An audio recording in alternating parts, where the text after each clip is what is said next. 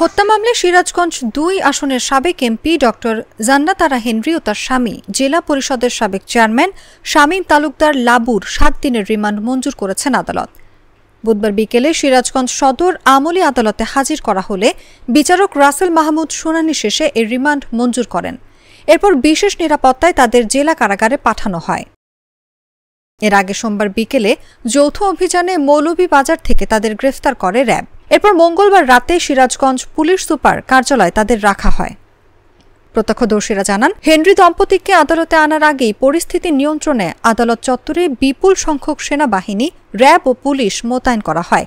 তাদের আদালতে আনা নেওয়ার সময় হেনরি দম্পতির শাস্তি চেয়ে বিক্ষোভ করেন বৈষম্য বিরোধী ছাত্র আন্দোলনের শিক্ষার্থী ও বিএনপির নেতাকর্মীরা। বাদীপক্ষের আইনজীবী রফিক সরকার জাগো নিউজকে জানান, গত ৪ আগস্ট বৈষম্য বিরোধী ছাত্র আন্দোলন চলাকালে যুবদল নেতা সোহানুর রহমান রঞ্জু খান সহ ৩টি হত্যা মামলার আসামি হেনরি দম্পতি। তাদের আদালতে হাজির করা হলে মামলার তদন্ত কর্মকর্তা ১০ দিনের রিমান্ড আবেদন করেন।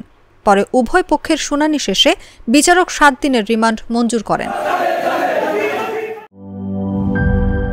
শিয়া বাটার ও ভিটামিন ই সমৃদ্ধ lily glam beauty soap. Lily, always beautiful.